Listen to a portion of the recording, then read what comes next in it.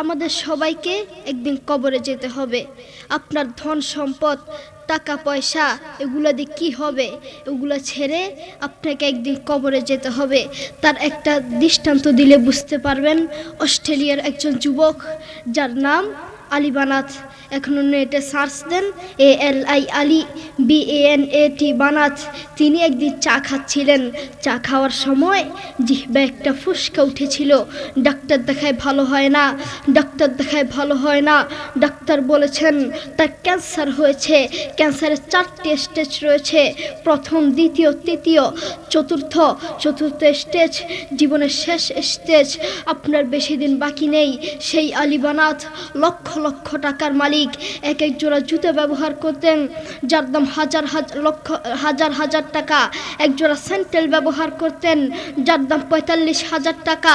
একটা ফেরারি গাড়ি ব্যবহার করতেন যার দাম কোটি কোটি টাকা। সেই আলী বানাত এই মাটির নিচে চলে গিয়েছেন। তিনি মারা যাওয়ার আগে মহিলার মতো হাউমাউ করে কাঁদতে কাঁদতে মারা যাননি। তিনি মারা যাওয়ার আগে কোরআন তেলাওয়াত করতে করতে দুনিয়া থেকে বিদায় হয়েছে। আল্লাহু আকবার।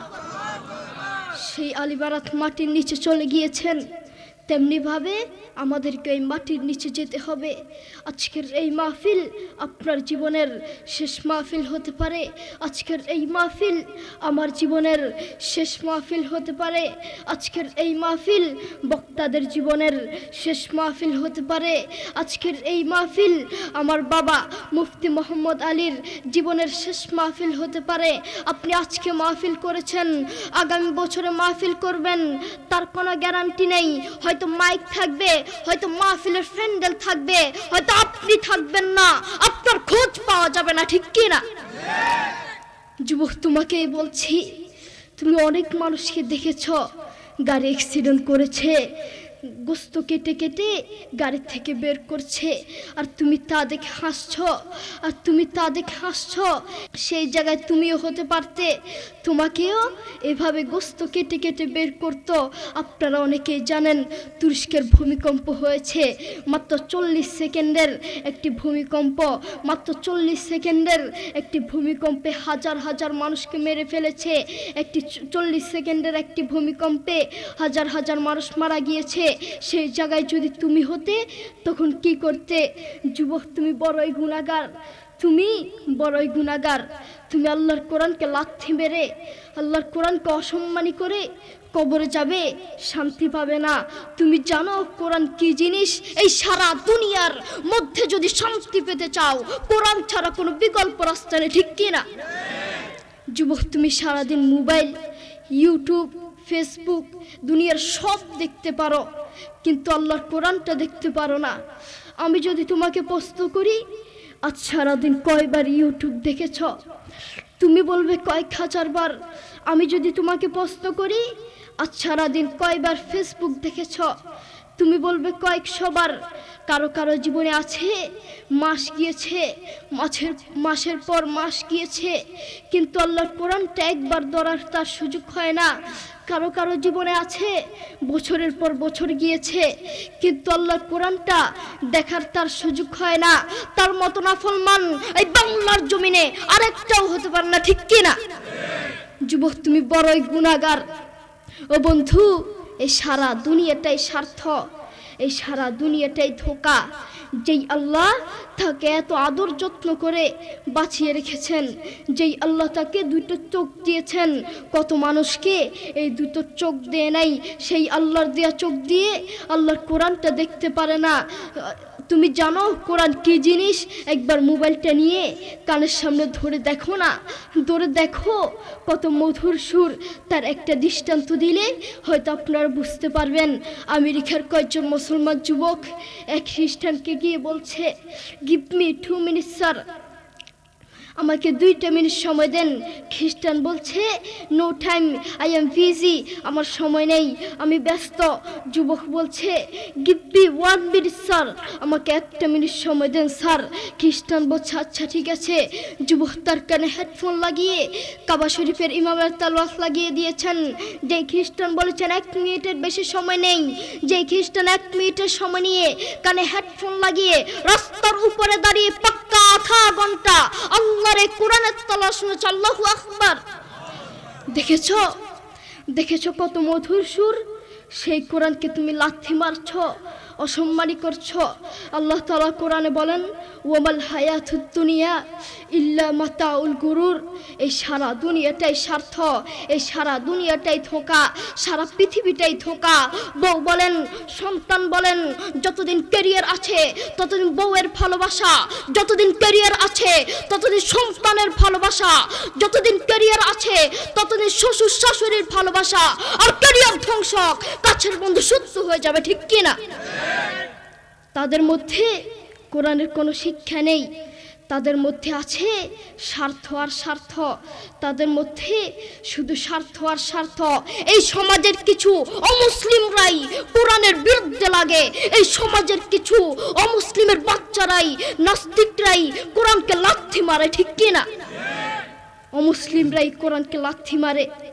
আপনি বাপ, আপনার ছেলের খোঁজ নিয়ে দেখেন, আপনার ছেলে ব্রাজিলের জন্য দোয়া করে। আপনি বাপ, বাসায় গিয়ে খোঁজ নিয়ে দেখেন, আপনার ছেলে আর্জেন্টিনার জন্য দোয়া করে। আসার সময় দেখলাম এক পাগলা দোয়ার আয়োজন করছে। এক সাংবাদিক তাকে জিজ্ঞেস করলো, ভাই আপনি কার জন্য দোয়ার আয়োজন করছেন? লোকটি বলল, নেইমার অসুস্থ, তার জন্য দোয়ার আয়োজন করছি। তুমি নিজেকে মুসলিম মনে করো যুবক, তুমি নিজেকে মুসলিম দাবি করো, তুমি নিজেকে মুসলমান দাবি করো, অথচ তুমি ব্রাজিল আর্জেন্টিনার পিছনে দৌড়াও। যেই আল্লাহ তোমাকে চোখ দিয়েছেন সেই আল্লাহর জন্য কোরআনটা পড়তে পারো না। আপনি বাপ, আপনার ছেলেকে কোরআনের কথা বলেন না, ইসলামের কথা বলেন না, এই জন্য আপনার ছেলে ব্রাজিল আর্জেন্টিনার জন্য দোয়া করে।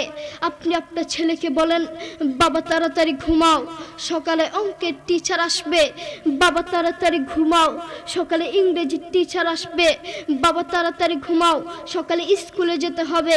আপনি নাফরমান মা আর বাপ অঙ্কর কথা বললেন, আপনি নাফরমান মা আর বাপ ইংরেজির কথা বললেন, আপনি নাফরমান মা আর বাপ একবারও বলেন নাই, একটা বারও বলেন নাই বাবা তাড়াতাড়ি ঘুমাও, সকাল উঠে কোরআন পড়তে হবে। এই জন্যই বলি, এই সমাজের কিছু নাফরমান মা আর বাপের জন্য একটা ভালো সন্তানও নষ্ট হয়, একটা ভালো সন্তান জালেম হয়, ঠিক কি না? আপনি বাপ, আপনার ছেলেকে বলছেন, বাবা বলো তো দেখি সরেওতে অজগরটি আসছে তেরে। ছেলেকে ভয় দেখানোর দরকার নাই, আপনি আপনার ছেলেকে এগুলো কেন শিখাচ্ছেন? আপনি আপনার ছেলেকে শিখাবেন, বাবা বলো তো দেখি সরেওতে অজগরের নামাজ পড়ি। একদিকে ইসলাম শিখবে, আরেকদিকে বাক্য শিখবে। আপনি আপনার ছেলেকে কিছু কবিতা শিখাচ্ছেন, বাবা বলো তো দেখি ওই দেখা যায় তাল গাছ, ওই আমাদের গা, ওইখানেতে বাস করে কানা বগিচা। ও বগিতি খাস কি, পান্তা ভাত চাষ কি, পান্তা আমি পাই না, পুঁটি মাছ পান্তা আমি খাই না, পুঁটি মাছ পাই না, একটা যদি পাই ধরে গাবুস কুবুস খাই, গাবুস কুবুস খাওয়া লাগবে না। আপনি বলেন আপনার ছেলে এটা থেকে কি শিখলো? আপনি আপনার ছেলেকে এগুলা কেন শিখাচ্ছেন? আপনি আপনার ছেলেকে বলবেন, বাবা বলো তো দেখি ওই দেখা যায় কবর, ওই আমাদের ঘর, ওইখানেতে থাকতে হবে অনেকটা বছর। ও কবর তুই চাস কি, নেককার লোক পাস কি, নেককার লোক পাই না, একটা যদি পাই ধরে জান্নাতে ঢুকে, ঠিক কিনা? আপনি আপনার ছেলেকে এগুলা শিখাবেন, তাহলে আপনার ছেলে যোগ্য আলেম হতে পারবে।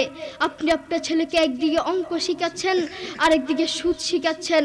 আপনি আপনার ছেলেকে বলছেন, বাবা বলো তো দেখি 100 টাকায় যদি 2.5 টাকা সুদ আসে, 10 লক্ষ টাকায় কত টাকা সুদ আসবে?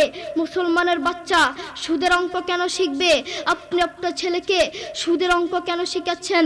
আপনি আপনার ছেলেকে শিখাবেন, বাবা বলো তো দেখি 100 টাকায় যদি 2.5 টাকা সুদ আসে, 10 লক্ষ টাকায় 100 টাকায় যদি 2.5 টাকা জাকাত আসে, 10 লক্ষ টাকায় কত টাকা জাকাত আসবে?